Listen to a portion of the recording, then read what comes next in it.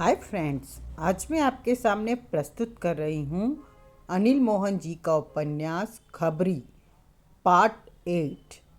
Please like share subscribe my channel. मैं अपने भाई राजन से बात करता हूँ। वो बेलीराम के डेरे पर उस पर नज़र रखने गया हुआ है। तुम 3 भाई हो? हाँ, मैं। तभी नर्स वहाँ पास आ पहुँची। नर्स ने उनका हाल पूछा। वो अब ठीक ही थे तो उसने जाने को कह दिया। सतपाल और मोना चौधरी अस्पताल से बाहर निकले। सतपाल ने मोबाइल फ़ोन निकालकर राजन को फ़ोन किया। कहो। राजन की आवाज़ कानों में पड़ी। क्या चल रहा है? सतपाल ने पूछा। सब वैसा ही है। मैं बेलीराम के डेरे के लोगों से दोस्ताना कायम कर रहा हूँ। बेलीराम अभी तक नहीं दिखा। यहाँ गड़बड़ हो गई क्या? मंगलू से हम शैतान के बेटे का चाकू नहीं ले सके। सतपाल ने अफसोस भरे स्वर में कहा। अगर ले लेते तो सब ठीक हो जाता। सतपाल ने बताया कि वो कहाँ से बोल रहा है। ये तुम यहाँ कैसे? राजन की आवाज़ कानों में पड़ी। सतपाल ने सब कुछ बताया। सुनने के बाद सतपाल की आवाज़ कानों में पड़ी। तो मंगलू चाकू के साथ बेलीराम के पास ही आ रहा है? हाँ, मैं उसे रास्ते में घेर लेता हूँ। ये गलती मत करना। मैं और मोना चौधरी यही काम कर चुके हैं। मंगलू शैतानी शक्तियों की सुरक्षा के घेरे में है। मोना चौधरी को चाकू वापस नहीं करने चाहिए था। वो बीती बात हो गई। अब की बात करो। सतपाल ने मोना चौधरी पर नज़र डालकर कहा। अब क्या? वो चाकू हाथ में आते ही बेलीराम शैतान के बेटे बहुतारा के शरीर के पास जाएगा, जहाँ भी उसने शैतान के बेटे का शरीर सुरक्षित रखा हुआ है, और तुम वहीं पर हो। बेलीराम के पीछे जाकर ये जान सकते हो कि बहुतारा का शरीर कहाँ पर है। मैं समझ गया। खतरा है, मालूम है। अगर बेलीराम को तुम पर जरा भी शक हो गया तो वो तुम्हें मार डालेगा। मैं सावधानी से उसका पीछा करूँगा। बेलीराम को शैतानी शक्तियाँ उसे इस बात का एहसास करा सकती है कि तुम उसका पीछा कर रहे हो। मैं ज़रूरत से ज़्यादा सावधानी से काम लूँगा। मैं इसी शहर में मोना चौधरी के साथ रुका हुआ हूँ। जो भी हाल हो फ़ोन पर मुझे बता देना। मैं तेरे फ़ोन का इंतज़ार में रहूँगा। नई बात को पता चलते ही मैं तुम्हें फ़ोन करूँगा। सतपाल ने फ़ोन बंद किया और मोना चौधरी से कहा, हमें इसी शहर में किसी होटल में रुकना होगा। ठीक है। मोना चौधरी ने सिर हिला दिया। मुझे लगता है कि आने वाला वक्त बहुत खतरनाक होगा। सतपाल के होठ बिछ गए। क्या हम बेलीराम से बात नहीं कर सकते कि गलती मत कर देना। वो शैतान के बेटे का सच्चा भक्त है, तुम्हारे टुकड़े कर देगा। अब तो मुझे भी इस मामले में दिलचस्पी सी होने लगी है। मोना चौधरी मुस्कुरा पड़ी। जल्दी मरोगी। मंगलू तांत्रिक बेलीराम के डेरे पर पहुंचा और उससे मिला। बेलीराम ने उसे देखा तो उसके चेहरे पर मीठी मुस्कान नाच उठी। तुम शैतान के बेटे के सच्चे सेवक हो। मुझे जो करने को कहा गया वो ही मैंने किया, मंगलू बोला। तुम जैसे भक्त बहुत कम मिलते हैं। नगीने की तरह तुम जैसे भक्तों को ढूंढना पड़ता है, बेलीराम ने कहा। मैंने ये काम दौलत पाने के लिए किया है। दौलत? तांत्रिक बेलीराम मुस्कुराया। दौलत का हमारे पास क्या काम? हमारे पास तो विद्या है, ताकतें हैं, वो तुम्हें देंगे। लेकिन मुझे दौलत चाहिए। मुझे बहुत सी दौलत देने को कहा गया है। तांत्रिक बेलीराम कुछ कहने लगा कि तभी वहाँ शैतान के बेटे का स्वर गूंजा। बेली, ओ माँ गुरु। बेलीराम ने फौरन हाथ बांध लिए। मंगलू को दौलत तुम नहीं, मैं दूंगा। मैंने वादा किया है मंगलू से। मुझे खबर नहीं थी आपके वादे की। तभी मंगलू बोला, तुम शैतान के बेटे बहुतारा हो? मैंने तुम्हारी आवाज़ पहचान ली है। तुमने सही पहचाना मंगलू। शैतान के बेटे की आवाज़ गूंजी। तुम कहाँ हो? तुमसे बहुत दूर, अपनी दुनिया में। मुझे दौलत कब दोगे?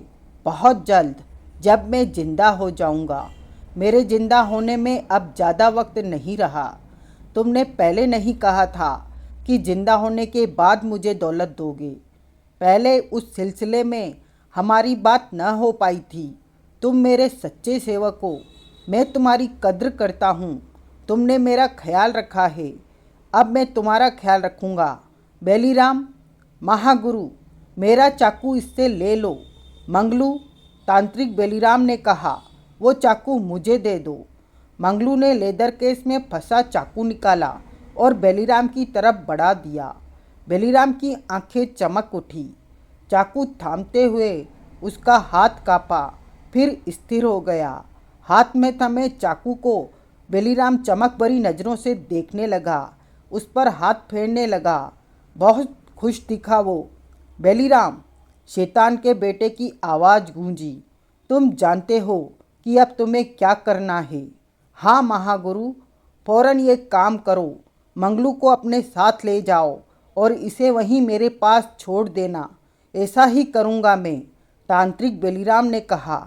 एक समस्या है महागुरु। कहो। तांत्रिक मोहम्मद नाराज है। उसका दागा जंगला ने तोड़ दिया था। वो झगड़ा करने का मन बना रहा है। ये तुम लोगों की बातें हैं, खुद ही निपटो। झगड़ा खत्म करने के लिए वो आपका चाकू मांग रहा है महागुरु। बुढ़ा हो गया है मोहम्मद, तभी तो उसने चाकू मांगा। वो हमारा कुछ न बिगाड़ पाएगा, यही समस्या थी महागुरु। इन बातों में वक्त बर्बाद न करके मेरा काम करो। शैतान के बेटे की आवाज़ आई।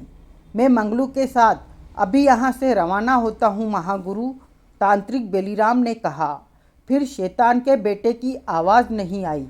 मेरे साथ आओ, तांत्रिक बेलीराम ने कहा।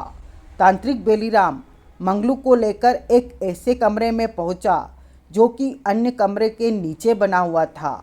तहखाने जैसा था वो कमरा। उस कमरे में शैतान के बेटे की फीट भर ऊंचाई की खूबसूरत मूर्ति बीचों बीच खड़ी थी। उसके अलावा कमरे में कुछ भी नहीं था। ये मूर्ति किसकी है? मंगलू ने पूछा। शैतान के बेटे बवतारा की, बेलीराम ने जवाब दिया। कितनी खूबसूरत है, कितने अच्छे रंग भरे हैं मूर्ति में, मंगलू ने कहा। तांत्रिक बेलीराम आगे बढ़कर मूर्ति के पास बैठा और एक हाथ से मूर्ति के साथ छेड़छाड़ करने लगा। दूसरे हाथ में शैतान के बेटे का लेदर केस युक्त चाकू थाम रखा था। अब हमने कहाँ जाना है, क्या करना है? मंगलू ने पूछा। हम शैतान के बेटे के मृत शरीर के पास जाएंगे। मृत शरीर? हाँ, 210 बरस से शैतान के बेटे के शरीर को संभाल कर रखा हुआ है तुमने। जो भी इस डेरे को संभालता है, शैतान के बेटे के शरीर को की देखरेख भी करता है। यहाँ सब शैतान के बेटे के सेवक हैं। जब मुझे इस डेरे का मालिक बनाया गया तो सब कुछ मेरी निगरानी में आ गया। तभी वहाँ बेहद मध्यम सी आवाज़ गूंजी और सामने की दीवार का एक हिस्सा एक तरफ सरकने लगा। मंगलू ने चौंक कर उधर देखा और उसके होठों से निकला, ये क्या हो रहा है? मैंने किया है, बेलीराम शैतान के बेटे की मूर्ति के पास से खड़ा होता हुआ बोला। शैतान के बेटे का मृत शरीर के पास जाने का ये रास्ता है, गुप्त रास्ता। इसे मेरे अलावा कोई नहीं जानता। ओ, मेरे पीछे आओ। तांत्रिक बेलीराम उस रास्ते की तरफ बढ़ गया। मंगलू पीछे था। आगे सीढ़ियाँ थी। वे दोनों नीचे उतरने लगे। 10 सीढ़ियों के पश्चात फर्श सा कुछ आ गया। वहाँ घोर अंधेरा था। हाथ को हाथ दिखाई नहीं दे रहा था। आंखें फाड़कर देखने पर भी कुछ नजर न आया। ये कैसी जगह है? मंगलू ने पूछा। चुप रहो, तांत्रिक बेलीराम ने कहा। तभी एक कड़कड़ाती आवाज़ गूंजी। कौन है? मैं हूँ बाथम, बेलीराम। ओ, तू आज बरसों के बाद इधर आना हुआ कैसे? शैतान के बेटे के शरीर के पास जाना है। साथ कौन है तेरे? मंगलू। समझा तो बवतारा का जीवित होने का वक्त आ गया है। हमारा देवता फिर से जिंदा हो रहा है। मुझे आगे बढ़ने के लिए रास्ता दे। क्या करना होगा मुझे? सारा रास्ता प्रकाश से भर दे। हमें कुछ दिखाई नहीं दे रहा है। अगले ही पल वहाँ प्रकाश हो गया। ये एक ऐसी कमरे जैसी जगह थी, परंतु हर जगह धूल और जाले की वजह से गंदी हो रही थी। इस कमरे में भी फर्श के बीचों बीच शैतान के देवता की मूर्ति लगी हुई थी। देखरेख न होने की वजह से मूर्ति पर धूल और जाला नजर आ रहा था। तांत्रिक बेलीराम आगे बढ़ा और झुककर उस मूर्ति को घुमाया। उसी पल वो रास्ता बंद हो गया जहाँ से वे इस तरफ आए थे। मंगलू की निगाह हर तरफ फिर रही थी। सामने ही दो रास्ते नजर आ रहे थे, परंतु वे अंधेरे से भरे थे। अगले ही पल वे रास्ते रोशनी से जगमगा उठे। जाने वो रोशनी कहाँ से आ रही थी। वहाँ मकड़ी के जाले लगे दिखाई दे रहे थे। जा बेलीराम, अब तो तेरे हर रास्ते में तुझे रोशनी मिलेगी। बाथम की आवाज़ वहाँ गूंजी। कहाँ जाऊँ? तेरे सामने दो रास्ते हैं, किसी भी एक रास्ते पर चला जा। बाथम की आवाज़ गूंजी। मजाक करता है मुझसे? मजाक नहीं तो रास्ता खोल। ये दोनों रास्ते तो दुश्मनों को धोखा देने के लिए बना रखे हैं। जो इधर आ जाए तो इन दोनों रास्तों पर आगे बढ़ते ही सीधा मौत के मुंह में चला जाए। तो सब याद है तुझे? याद क्यों न रखूँगा? याद क्यों न रखूँगा? मुझे भी सावधानी से काम लेना पड़ता है। कोई तेरा चेहरा तेरे रंग रूप में यहाँ आ जाए तो मैं उसे कैसे पहचानूंगा? इसी वास्ते तेरे को इन रास्तों में से किसी एक रास्ते पर जाने को कहा। रास्ता खोल। उसी पल एक तरफ की दीवार थोड़ी सी सरकी और भीतर जाने की जगह दिखी। आ मंगलू। बेलीराम मंगलू के साथ उस रास्ते में प्रवेश कर गया। वो बहुत हद तक साफ सुथरा रास्ता था। वहाँ इतनी रोशनी थी कि वे रास्ता देखते हुए आगे बढ़ सकें। दोनों तेजी से आगे बढ़ने लगे। कहीं पर रास्ता तंग हो जाता तो कहीं खुला। वहाँ सांस लेने के लिए हवा का पूरा इंतजाम था। जाने किधर से हवा आ रही थी।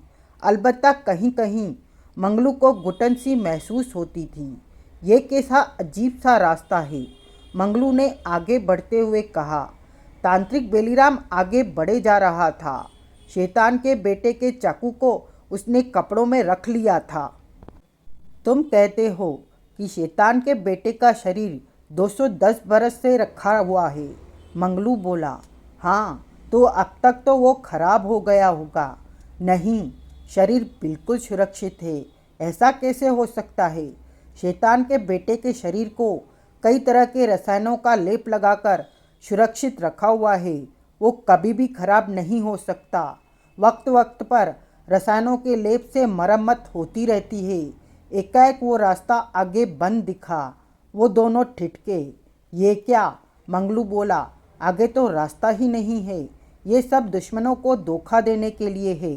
तांत्रिक बेलीराम ने गंभीर स्वर में कहा। अगर कोई हमारी सुरक्षा को पार करके इधर आ भी जाए तो वो यहाँ से आगे न बढ़ सके। बहुत पक्के इंतजाम कर रखे हैं, करने पड़ते हैं। शैतान के बेटे के दुश्मन बहुत हैं। वे शैतान के बेटे के शरीर को नष्ट कर देना चाहते हैं। ऐसे लोगों को तो ख़त्म कर देना चाहिए। गिनती के लोग हों तो ख़त्म कर दें, परंतु दुश्मन तो असंख्य हैं जिनके चेहरों से हम परिचित भी नहीं। ऐसे में किस किस को ख़त्म करें? कहते हुए बेलीराम नीचे बैठा और फर्श में एक पत्थर को हटाया तो भीतर छोटा सा गड्ढा दिखा। उसने गड्ढे में हाथ डालकर भीतर जाने क्या किया कि सामने की दीवार हटती चली गई। रास्ता नजर आने लगा। वे दोनों पुनः आगे बढ़ने लगे। लोग शैतान के बेटे के दुश्मन क्यों हैं? सारे सवाल अभी पूछेगा क्या? व्याकुल न बनो। धीरे धीरे तुम्हें इन सब सवालों के जवाब मिलते जाएंगे। हमारा शैतान का बेटा बहुत बड़ी शैतानी ताकत का मालिक है। कोई उसका मुकाबला नहीं कर सकता, कोई उसे मार नहीं सकता। तो 210 बरस पहले कैसे मर गया शैतान का बेटा? पूछा मंगलू ने। कभी कभी भारी चोटें पड़ जाती है, जो नहीं होना होता है वो भी हो जाता है। जीवन के बाद मृत्यु और मृत्यु के बाद जीवन है, ये चक्र तो चलता ही है। जो आज है वो कल नहीं, जो कल है वो आज नहीं। कुछ देर के लिए जीवन मिलता है, उसके बाद मृत्यु से सामना करना ही पड़ता है। तांत्रिक बेलीराम और मंगलू तेजी से आगे बढ़े जा रहे थे। मंगलू को थकान होने लगी थी। वो छोटी सी सुरंग का रास्ता इतना लंबा था कि खत्म होने का नाम ही नहीं ले रहा था। वो अब ये भी हिसाब लगा रहा था कि उसे चलते हुए कितनी देर हो चुकी है। सुरंग में हर जगह मध्यम सी रोशनी फैली हुई थी। बाहरी दिन रात तो थे नहीं जो उसे वक्त का अनुमान हो पाता। अभी और कितना चलना होगा? आखिरकार मंगलू ने पूछा। हम आ पहुँचे हैं। तुमने इतनी दूर शैतान के बेटे का शरीर क्यों रखा है? सुरक्षा के नाते। कोई सोच न सके कि मैंने पास ही में कहीं बौतारे के शरीर को रखा है। ये जगह पहले बनाई थी या तुम्हारा ठिकाना? ठिकाना बाद में बना। तो जिन लोगों ने रास्ता बनाया वो तो जानते होंगे कि वे कुछ नहीं जानते। उन मजदूरों से ये रास्ता बनवाने के बाद शैतानी शक्तियों ने उन्हें पागल बना दिया ताकि इस बारे में वे किसी को कुछ न बता सके। तांत्रिक बेलीराम ने बताया। ओह, फिर तो इस रास्ते के बारे में कोई भी नहीं जानता। बेलीराम ने कुछ न कहा। मुझे थकान होने लगी है। फिक्र मत करो, अब आराम ही आराम है। कुछ ही देर में हम वहाँ पर होंगे जहाँ शैतान के बेटे का शरीर रखा है। उसके बाद तुम्हें आराम करने का भरपूर वक्त मिलेगा। तुम वास्तव में बहुत भाग्यशाली हो। वो कैसे? तुम्हें शैतान के बेटे के पास रहने का सुनहरी अवसर मिल रहा है। तुम उसके सबसे करीबी सेवक बन जाओगे। शैतान का बेटा जब भी जन्म लेता है तब वो किसी एक को अपने पास रखता है। इस बार वो भाग्यशाली तुम हो। मुझे कैसी सेवा करनी होगी शैतान के बेटे की? इस बात का जवाब तुम्हें शैतान का बेटा ही देगा। तुम नहीं जानते।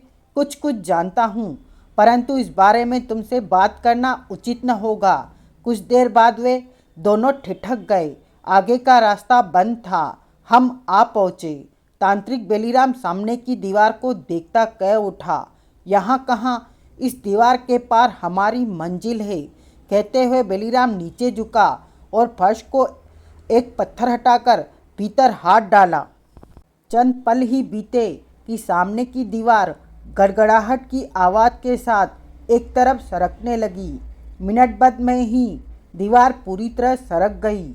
आगे अंधेरे से भरी जगह थी। दोनों ने भीतर प्रवेश किया तो दीवार गड़गड़ाहट के साथ पुनः बंद होती चली गई। वहाँ गहरा अंधेरा था। कुछ भी दिखाई नहीं दे रहा था। यहाँ रोशनी नहीं? मंगलू ने पूछा। अभी करता हूँ, कहने के साथ ही बेलीराम आगे बढ़ गया।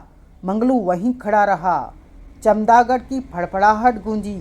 चंद पलों के लिए मंगलू सहम सा गया। उसके बाद पुनः उसने हिम्मत इकट्ठी की। तभी माचिस की तीली जलने का एहसास हुआ और वहाँ पीली सी रोशनी चमकी। मंगलू ने देखा कि बेलीराम लालटेन का शीशा उठाए बत्ती को जला रहा है। अगले ही पल लालटेन का अपर्याप्त सा प्रकाश वहाँ उभरा। यहाँ आओ मंगलू, बेलीराम ने पुकारा। मंगलू आगे बढ़ा। नीचे पड़ी चीज़ों से एक दो बार ठोकर भी लगी। वो बेलीराम तक जा पहुँचा। यहाँ दो और लालटेन हैं, उन्हें जलाओ। मंगलू ने उस लालटेन के प्रकाश से दो अन्य लालटेन को तलाशा और उन्हें जला दिया। अब वहाँ की धुंधली चीज़ें अस्पष्ट सी दिखाई देने लगी थी। ये गोल कमरा था जिसमें जगह जगह मकड़ियों के जाले लगे हुए थे। वहाँ उल्टे लटके चमदागढ़ भी दिखे। एक तरफ शैतान के बेटे की आदमकद प्रतिमा खड़ी थी जिस पर जाले लगे हुए थे। वहाँ बैठने के लिए सोफे जैसी कुर्सियाँ और मेज़ थी जो कि धूल की वजह से अपनी चमक खोए हुए थी। कमरे में एक तरफ ऊपर जाती सीढ़ियाँ थी, ऊपर बालकनी भी थी। अब तुम्हें यहाँ रहना होगा शैतान के बेटे के साथ, बेलीराम ने कहा। यहाँ तो रोशनी भी नहीं है। शैतान के बेटे में जीवन आते ही ये जगह चमचमा उठेगी। ओ, लेकिन जीवन आएगा कैसे, उसका भी इंतजाम करते हैं। ये सारी जगह अच्छी तरह साफ करके चमका देना। यहाँ पानी भी मिलेगा और रोशनी भी।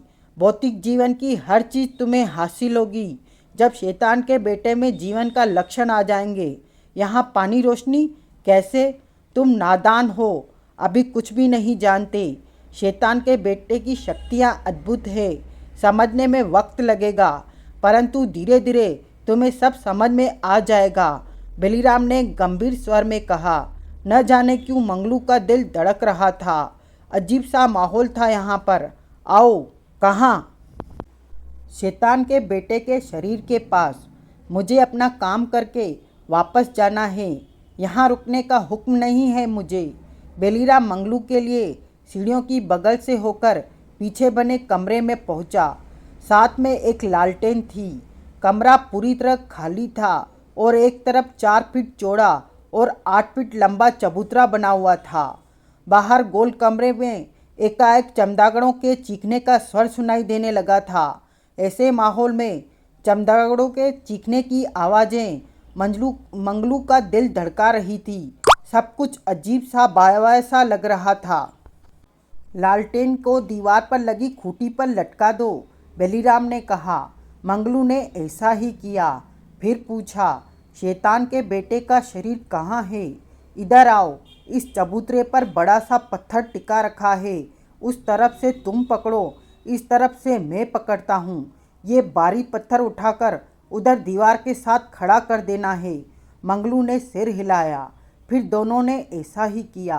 4 फीट चौड़ा और 8 फीट लंबा भारी पत्थर चबूतरे से उठाया और पास की दीवार के पास खड़ा कर दिया।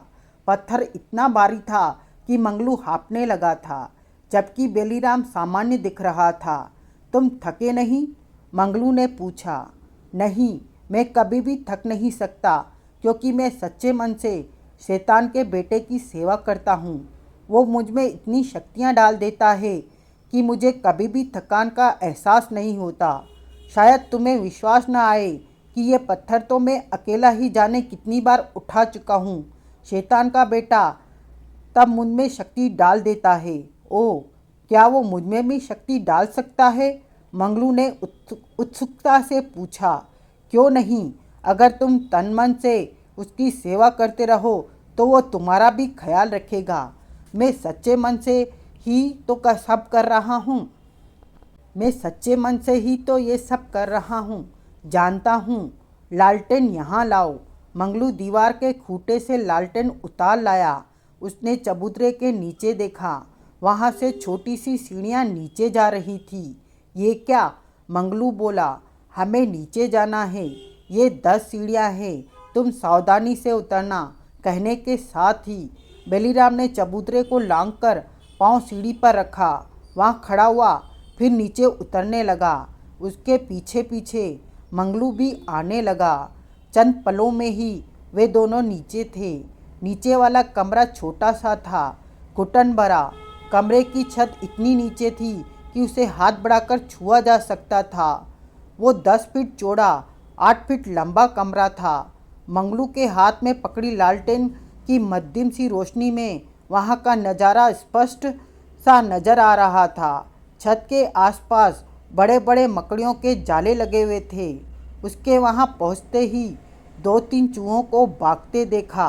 तभी सीढ़ियों के रास्ते पर एक चमगादड़ उड़ता हुआ चींची करता हुआ वहाँ पहुँचा और दीवार के साथ रखे 8 फीट लंबे ताबूत जैसे लकड़ी के बक्से के साथ चिपककर लटकने लगा और चींची करता रहा।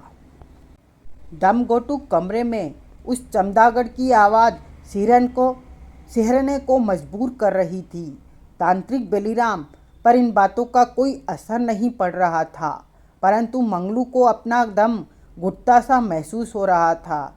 सब कुछ अजीब सा लग रहा था। कहाँ है शैतान के बेटे का शरीर? मंगलू ने पूछा। इस लकड़ी के बक्से में। ओह, लालटेन को दीवार पर लगी खूंटी पर लटकाओ और इस बक्से का ढक्कन उठाओ। मंगलू ने ऐसा ही किया। फिर बेलीराम के साथ मिलकर बक्से का ढक्कन उठाया। जो कि काफ़ी भारी था। ढक्कन को दीवार के पास रख दिया। चमगादड़ चींची करता उस छोटे से कमरे में उड़ता हुआ चक्कर लगाने लगा। कई बार उसके पंख पंजे मंगलू के सिर पर लगे। परेशान सा मंगलू चमगादड़ को देखता कह उठा, बहुत शोर कर रहा है ये शैतान का बेटा भवतारा ही तो है। बेलीराम ने मुस्कुराकर कहा। भवतारा? ये मंगलू ने चौंक कर चमगादड़ को देखा। हाँ, ये अपनी खुशी का इजहार कर रहा है इस तरह क्योंकि अबे इसे जीवन मिलने वाला है। ये मनुष्य योनि में प्रवेश कर जाएगा। ओह, कैसे? देखते रहो। मंगलू ने उस बक्से के भीतर निगाह डाली। काले कपड़े से ढका हुआ था किसी चीज को। जय महागुरु, बेलीराम ने मुस्कुराकर कहा और उस पर पड़ा कपड़ा उठाने लगा। लालटेन की सीधी रोशनी बक्से के भीतर ही पड़ रही थी। कपड़ा हटते ही मंगलू को वहाँ किसी का शरीर की आकृति दिखाई दी। मंगलू ने नज़रें वहीं टिका रखी थी। उसकी आंखें अंधेरे की अभ्यस्त हो चुकी थी। मंगलू ने स्पष्ट पहचाना था कि वो मानवीय आकृति है। जाने क्यों मंगलू के शरीर में सिरहन दौड़ती चली गई। उस आकृति का पूरा शरीर पट्टियों जैसे कपड़े में लिपटा हुआ था। न सिर नजर आ रहा था न पैर। तभी बेलीराम ने आकृति के पांव की तरफ से पट्टियां खोलनी शुरू कर दी। मंगलू दर्शक सा बना चुप्पी से देखता रहा। ये सब मंदिर सी रोशनी में उस कमरे का वातावरण रहस्य भरा महसूस हो रहा था। खास तौर से उस मानवीय आकृति को देखकर तो उसका दिल तेजी से धड़क रहा था। कई बार मन में विचार उठा कि वो यहाँ से भाग जाए, परंतु अपने विचारों को वो हकीकत का जामा न पहना सका। पांव जड़ हो गए थे, जैसे किसी शक्ति ने उसे वहाँ खड़े रहने को मजबूर कर दिया हो। बेलीराम उस शरीर पर से पट्टियाँ उतारता जा रहा था। नीचे मानवीय शरीर दिखना आरंभ हो गया था। उस शरीर पर अजीब से रंगों वाला लेप किया महसूस हो रहा था। कभी शरीर नीला सा दिखता तो कभी सुनहरी तो कभी सिंदूरी सा। ऐसा लगता था जैसे शरीर पर किया लेप रंग बिरंगी चमक मार रहा हो। जय महागुरु, बेलीराम रह रह कर बड़बड़ा उठता था। चमगादड़ उसी तेज रफ्तार में चींची करता कमरे के चक्कर लगा रहा था। अब उसके शोर ने जैसे कान अभ्यस्त हो गए थे, परंतु वहाँ घुटन का एहसास मंगलू को हर पल हो रहा था। शायद ऐसा इसलिए था कि ये कमरा मुद्दत बाद खोला गया था और खुली हवा की यहाँ कमी थी। दोनों टांगों से पट्टियाँ खोल चुका था बेलीराम। अब वो कमर वाले हिस्से की पट्टियाँ खोल रहा था। चूँकि वो मानवीय शरीर लेटा हुआ था, इसलिए कमर के पीछे से पट्टी का चक्करदार घुमाव निकाल पाने में अब मंगलू भी उसकी सहायता करने लगा था। ये पट्टियाँ क्यों बांधी जाती हैं? मंगलू ने पूछा। शरीर को किसी तरह की क्षति न पहुँचे। शरीर जो चमक मार रहा था वो रासायनिक लेप की वजह से है। हाँ, कमर की पट्टियाँ खुल गई। वहाँ कुछ भी पहना हुआ नहीं था। वे पेट और छाती की पट्टियाँ खोलने लगे। कपड़े भी तो पहनाए जा सकते थे इस शरीर को, मंगलू ने कहा। कपड़े ज़्यादा देर तक सलामत न रहते। ये पट्टी भी तो कपड़े की है। अवश्य, परंतु इसे कई तरह के रसायनों में भिगोकर तैयार किया गया है और ये शरीर से लिपटी रहती हैं। इनकी हालत देखो। ये मैली अवश्य हो गई हैं, परंतु कपड़े में किसी तरह की खराबी नहीं आई।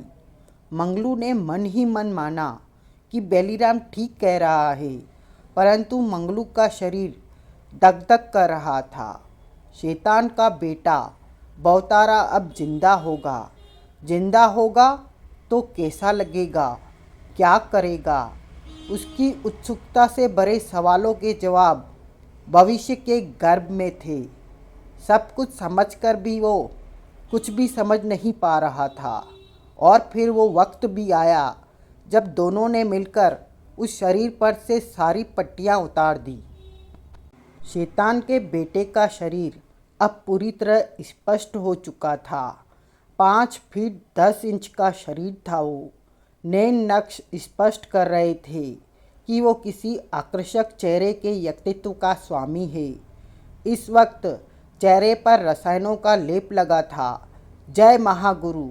तांत्रिक बेलीराम ने झुककर प्रणाम किया और लेदर केस वाला चाकू निकाला।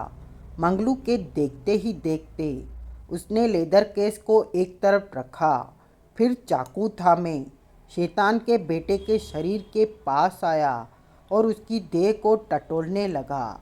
लालटेन की मध्यम सी रोशनी पूरी तरह उस शरीर पर पड़ रही थी। अगले ही पल बेलीराम पेट पर हाथ रखे चाकू थामे कोई मंत्र बुदबुदाने लगा। मंगलू कभी बेलीराम को देखता तो कभी उस शरीर के पेट पर रखे हाथ को। वो समझ न पा रहा था कि बेलीराम क्या करना चाहता है। वहाँ चमदागढ़ की चींची और बेलीराम के होठों से निकलने वाले मंत्रों की बुदबुदाहट गूंज रही थी। मंगलू को जैसे अपने कान बंद होते महसूस हो रहे थे। वो व्याकुल सा इधर उधर नजरें घुमाने लगा। जाने क्यों यहाँ उसका मन नहीं लग रहा था। मन बार बार चाह रहा था यहाँ से जाने को, परंतु जाने के लिए वो पलट न पा रहा हो। एकाएक बेलीराम के होठों से निकलने वाले मंत्र किसी चीख में बदले और उसका चाकू वाला हाथ उठा।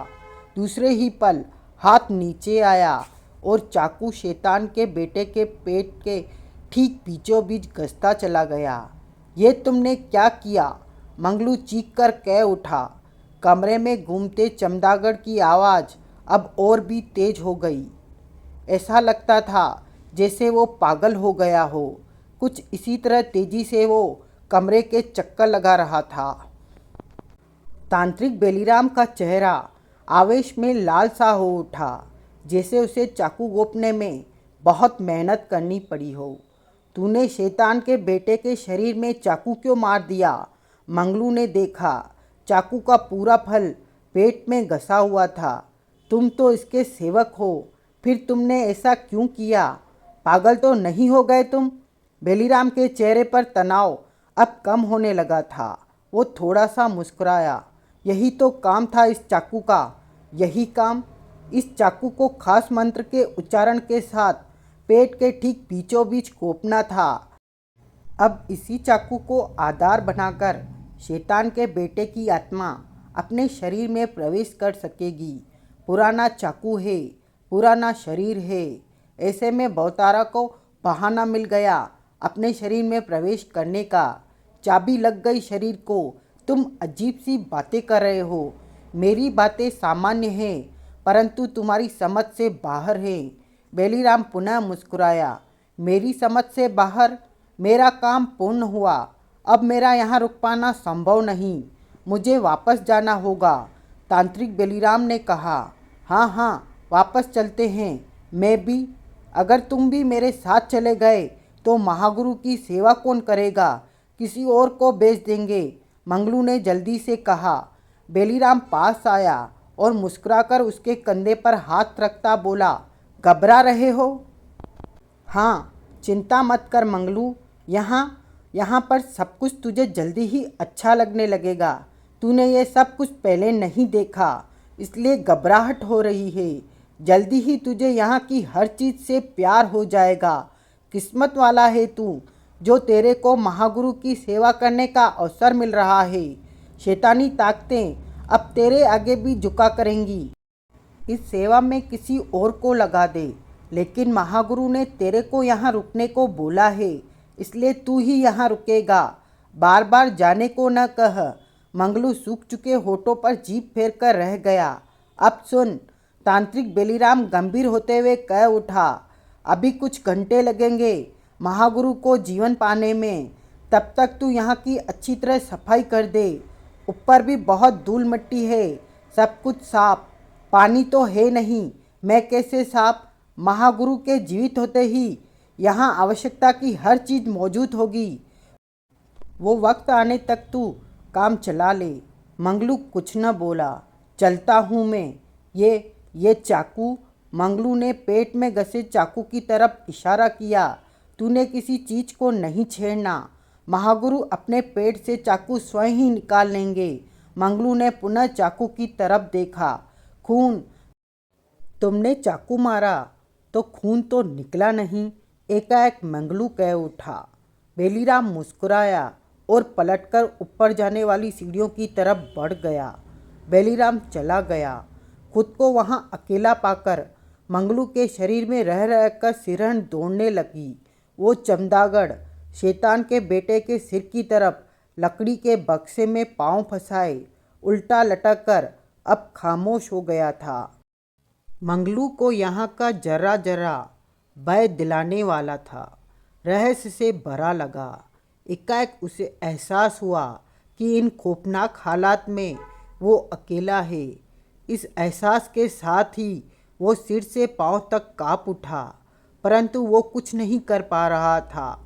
मन में तीव्र इच्छा थी यहाँ से चले जाने की, परंतु अपनी इस इच्छा को वो जाने क्यों लागू नहीं कर पा रहा था।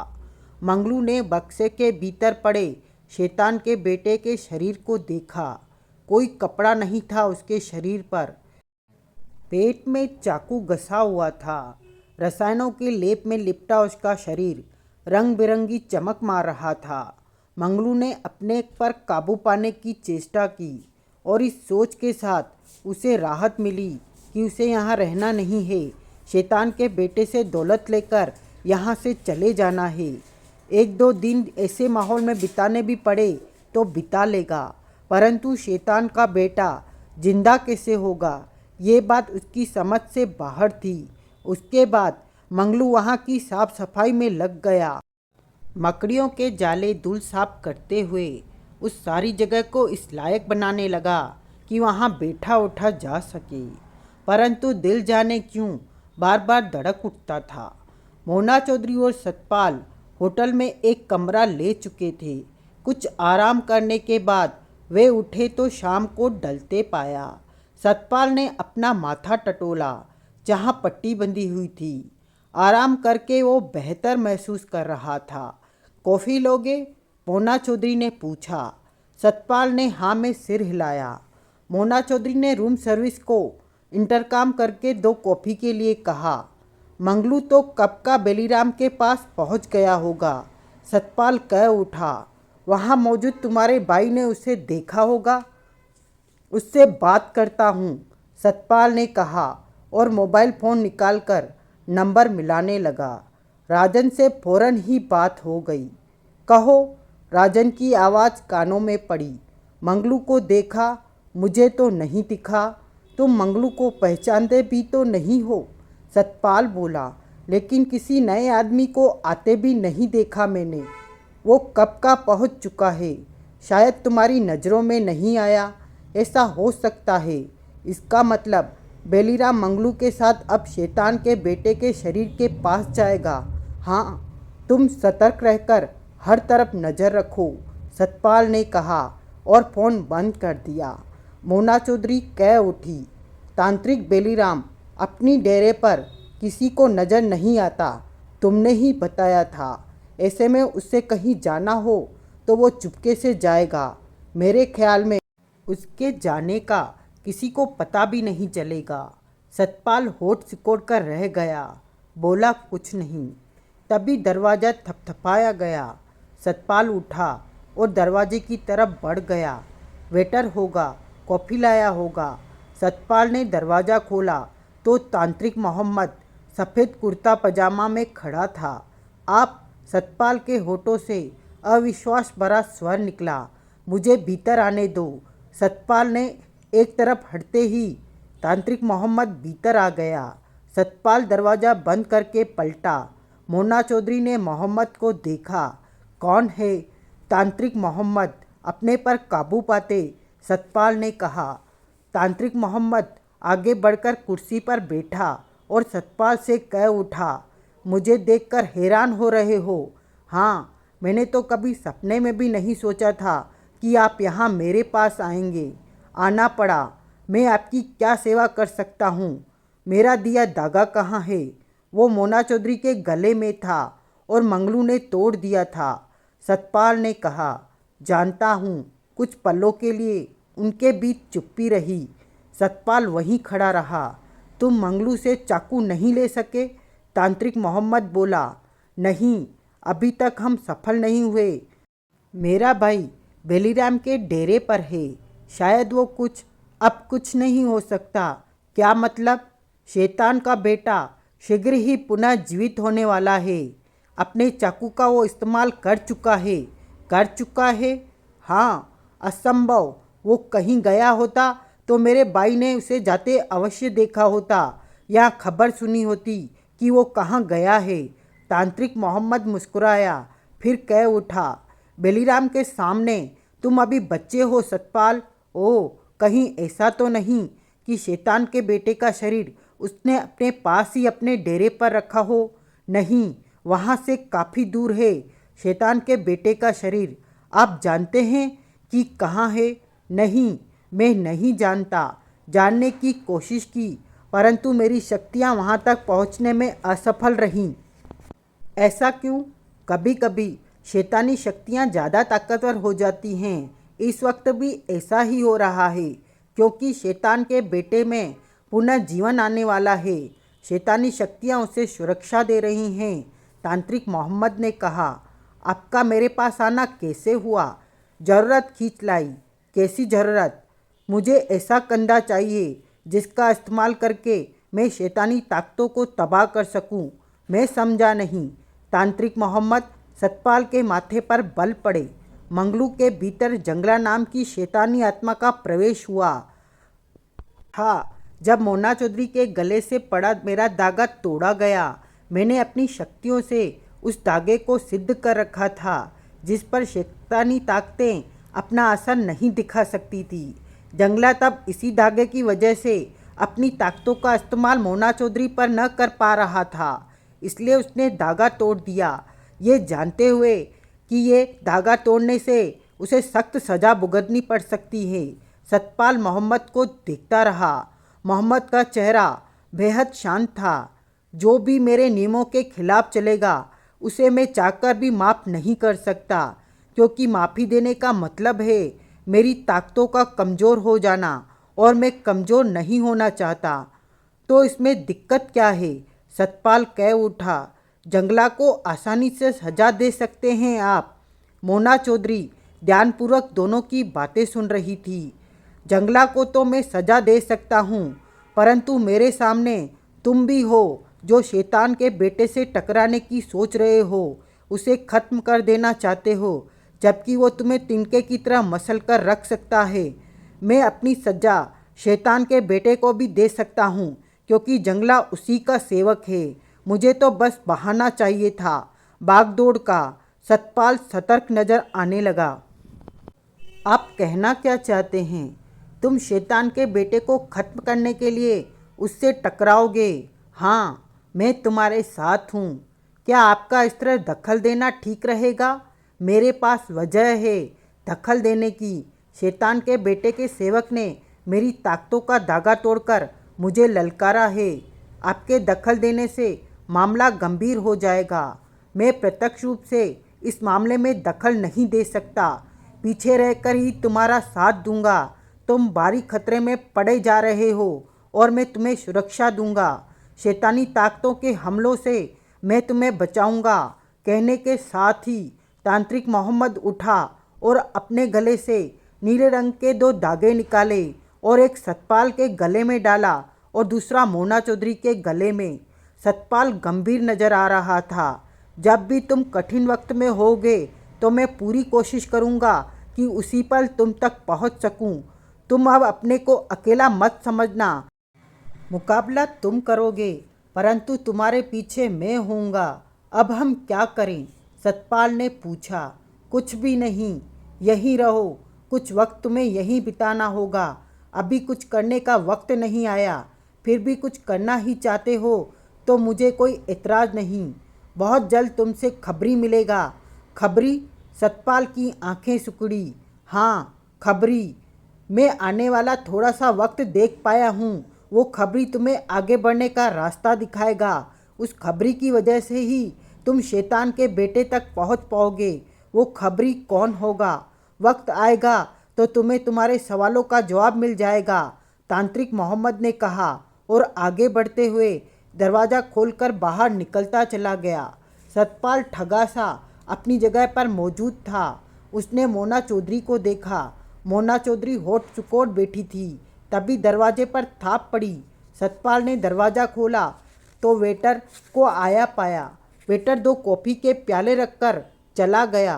सतपाल ने दरवाज़ा बंद किया और आगे बढ़कर कुर्सी पर बैठा। मोना चौधरी ने कॉफ़ी का प्याला उठाकर घूंट भरा। तांत्रिक मोहम्मद तुमसे क्या कराना चाहता था? सब कुछ समझते हुए भी मोना चौधरी ने पूछा। वो अपनी लड़ाई मेरे कंधे पर बंदूक रखकर लड़ना चाहता है। वैसे उसके और मेरे रास्ते एक हैं।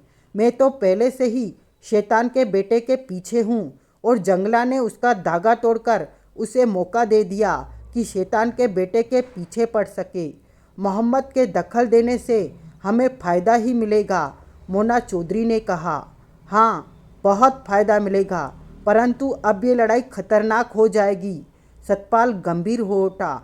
एक तरफ तांत्रिक मोहम्मद होगा तो दूसरी तरफ शैतान का बेटा भवतारा होगा। हम बीच में पिस सकते हैं।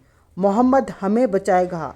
मेरे ख्याल से वो ज़्यादा कुछ नहीं कर पाएगा, क्योंकि सीधा वार शैतान के बेटे पर शायद ही करे। वो जो भी करेगा हमारे ही माध्यम से करेगा, यानी कि इस झगड़े का सारा बोझ हम पर ही आ पड़ेगा। खबरी को भूल गए तुम? खबरी? बड़बड़ा उठा सतपाल। मोना चौधरी को देखा। ये खबरी कौन होगा? क्या पता, परंतु खबरी कोई बेदिया होना चाहिए, तभी तो वो शैतान के बेटे की खबर हमें दे पाएगा। शैतान के बेटे का कोई साथी बेदिया क्यों बनेगा? ये उसकी अपनी वजह होगी।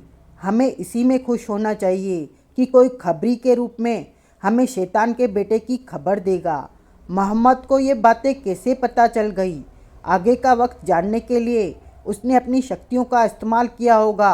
वो काफ़ी ताकत रखता है। अब तुम क्या करोगे? इंतज़ार, आने वाले वक्त का इंतज़ार, और ये इंतज़ार लंबा भी हो सकता है, मोना चौधरी बोली। सतपाल ने सहमति से सिर हिला दिया।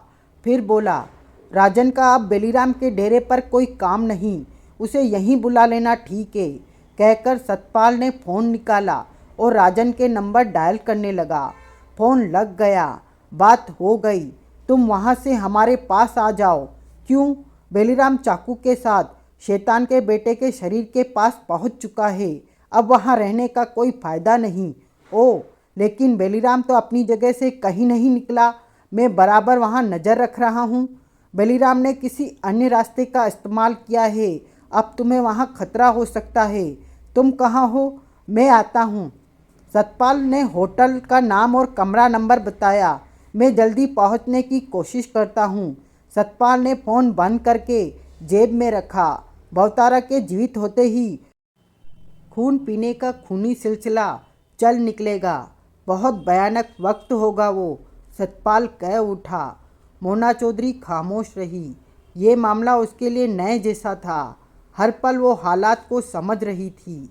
मंगलू को ऐसा लग रहा था जैसे अनजानी सी शक्ति उसके भीतर आ गई हो। कई घंटों तक वो लगातार वहाँ की सफाई में लगा रहा, शायद 7-8 घंटे, परंतु जरा भी थकान नहीं हुई, बल्कि खुद को वो फुर्ती से भरा महसूस कर रहा था। बहरहाल वो थकान से दूर खुश था इस समय। नीचे के गोल कमरे के अलावा वहाँ के 3 कमरे और ऊपर बने 2 कमरों को अच्छी तरह झाड़ पोंछ कर साफ कर दिया था। बाथरूम में जो बाथटब बाल्टियाँ पड़ी थी वो सब भी साफ कर दी थी। अगर वहाँ उसे पानी मिल जाता तो उससे अब तक सारी जगह को चमका देना था। अलबत्ता इस बीच उसे कुछ अजीब सा एहसास हो रहा था। उसे लगा कि जैसे ऊपर छत पर कोई है और वहाँ कुछ लोगों के चलने की आवाज़ें आ रही हैं। ये एहसास उसे तब हुआ जब वो ऊपर वाले कमरे को साफ कर रहा था। कभी आहटें थम जाती तो कभी सुनाई देने लगती। अब जैसे वो ऊपर से आने वाली आहटों का अभ्यस्त हो चुका था। मन में रह रहकर यही विचार उठता था कि इस जगह के ऊपर आखिर क्या है। नीचे वाला छोटा कमरा भी वो साफ कर चुका था। जहाँ शैतान के बेटे का शरीर पड़ा था। सब कामों से फुर्सत पाकर उसके मन में आया कि नीचे जाकर शैतान के बेटे का शरीर देखे कि वहाँ क्या हो रहा है। परंतु नीचे जाने के विचार से उसका मन जाने क्यों घबरा सा गया। फिर उसने अपना इरादा पक्का किया और नीचे जाने के लिए उस कमरे की तरफ बढ़ा जिधर नीचे जाने की सीढ़ियाँ थी। चंद कदम ही उस तरफ बढ़ा था कि एकाएक वो ठिठक गया। उसके कानों में अजीब सी आवाज़ पड़ने लगी। ठिठका मंगलू। भय की लहर उसके शरीर में दौड़ती चली गई। उसके कानों में वो अजीब सी आवाज़ बराबर पड़ रही थी। अगले ही पल उसे लगा कि वो आवाज़ दाईं तरफ से आ रही है। डरा डरा सा वो उस तरफ बढ़ने लगा। अब धीरे धीरे उसके कानों में वो आवाज़ स्पष्ट होने लगी। वो पानी के गिरने की आवाज़ थी। उधर बाथरूम था। उधर तो कोई भी नहीं है। फिर पानी के गिरने की आवाज़। मंगलू का दिल धड़क उठा। मंगलू दिल में डर बिठाए बाथरूम की तरफ बढ़ने लगा। डर किस चीज़ का था ये भी वो नहीं जानता था, परंतु इस बात का एहसास उसे हर पल था कि इस अजीब सी जगह पर वो अकेला है। नीचे वाले कमरे में किसी मनुष्य का शरीर पड़ा है जिसे कि तांत्रिक बेलीराम शैतान का बेटा कह रहा था। जाने कौन है शैतान का बेटा। बाथरूम के दरवाजे पर पहुंचकर ठिठका और धड़कते दिल से भीतर झांका। बाथरूम खाली था। कोई न था भीतर। नल से पानी निकलकर टब में गिरे जा रहा था। मंगलू हैरानी से नल से पानी निकलते देखने लगा। कहाँ से आ गया पानी, कैसे आया। मंगलू वहाँ से हटा और गहरी गहरी सांसें लेने लगा। उसका मन किया कि यहाँ से भाग जाए। इस विचार के साथ ही वो उधर पहुँचा जहाँ से बेलीराम के साथ भीतर प्रवेश किया था। अब वहाँ दीवार ने रास्ता बंद कर रखा था। मंगलू ने भरपूर चेष्टा की कि दीवार को सरका सके। तभी उसे ध्यान आया कि बेलीराम किसी तरकीब का इस्तेमाल करके दीवार को हटाता था। वो तरकीब वाली खूंटी को ढूंढने लगा। काफ़ी देर तक चेष्टा करने के पश्चात भी वो खूंटी को तलाश न कर पाया। वो समझ गया कि यहाँ फंस चुका था। रास्ता बनना न पाकर अब यहाँ से निकल जाने की इच्छा और भी जोर मारने लगी थी, परंतु निकलने का रास्ता उसे कहीं भी नजर न आ रहा था। परेशान सा मंगलू उस गोल कमरे में कुर्सी पर आ बैठा। एकाएक वो थकान सी महसूस करने लगा। कुर्सी पर बैठे ही बैठे उसकी आंख लगने लगी। मंगलू नींद में डूबते जहन को ऐसा लगा जैसे कोई उसे पुकार रहा हो। नींद आ गई मंगलू। सच में कोई उसे पुकार रहा था। उसे मंगलू के जेहन से नींद की चादर हटाई और कठिनता से अपनी आंखें खोली। सामने नज़र पड़ते ही वो अचकचाकर खड़ा हो गया। नींद से भरी आंखें पूरी तरह फैल गई। सामने वो खड़ा था, वो जो लकड़ी की उस पेटी में लेटा हुआ था। इस वक्त उसके पेट में चाकू घसा हुआ नहीं था और न ही पेट पर कोई ऐसा निशान था जिसे ये लगता हो कि उसके पेट में चाकू घसा था। बहुत अजीब सा लग रहा था वो नंगा था। उसने कुछ भी नहीं पहना हुआ था। लालटेन की मध्यम सी रोशनी में उसके पूरे शरीर पर सिर से लेकर पांव तक वो ही अजीब सा लेप लगा हुआ था जो कि बार बार जगह जगह से रंग बिरंगी चमक मार रहा था। उसकी आंखों में तीव्र चमक थी, ऐसी चमक कि देर तक मंगलू उन आंखों का सामना न कर पाया और उसकी आंखों पर से नज़र हटाकर उसके शरीर के दूसरे हिस्सों पर टिका दी। एकाएक वो मुस्कुराया, फिर बोला, क्या देख रहे हो मंगलू। मंगलू तो जैसे अभी तक खुद को संयत नहीं कर पाया था। तुम मैं ही हूँ, शैतान का बेटा, बहुतारा नाम है मेरा। उसके स्वर में भरपूर मिठास थी। तुम तो नीचे वाले कमरे में लकड़ी के पेटे में लेटे हुए थे। मंगलू के होठों से निकला, वो मैं नहीं था, मेरा शरीर था। अब मैं अपने शरीर के भीतर प्रवेश कर गया हूँ। कि कैसे, ये न पूछो। तुम्हें खुश होना चाहिए कि तुम्हारी कोशिश सफल हुई। मेरी कोशिश? हाँ, तुमने मेरी बहुत सहायता की मंगलू। अगर तुम चाकू को बेलीराम तक न पहुंचाते तो मेरा अभी जीवित हो पाना संभव न हो पाता। तुमने हर परेशानी का मुकाबला किया। मंगलू बहुतारा को देखता रहा। तुम बहुतारा के खास दोस्त बन गए हो। दोस्त? मंगलू अपने को जैसे संयत न कर पा रहा था। क्या तुम्हें मेरा दोस्त बनना पसंद नहीं? नहीं है। तुम्हारा दोस्त बनना मुझे पसंद है। मंगलू अब अपने पर काबू पाने लगा था। मैं तुम्हें कई ताकतें दूंगा। ताकतें? हाँ, उन ताकतों से तुम बहादुर बन जाओगे। कई काम तुम पलक झपकते ही कर लिया करोगे। मैं कुछ नहीं समझा, धीरे धीरे समझ जाओगे। मेरे ख्याल से मेरे अचानक सामने आ जाने से तुम हैरान हो रहे हो। हाँ, मंगलू ने सिर हिला दिया। सब ठीक हो जाएगा कहकर बहुतारा पलटा और सामने की दीवार की तरफ बढ़ गया। वो खाली दीवार थी, परंतु उस दीवार पर छोटी सी खूंटी लगी थी।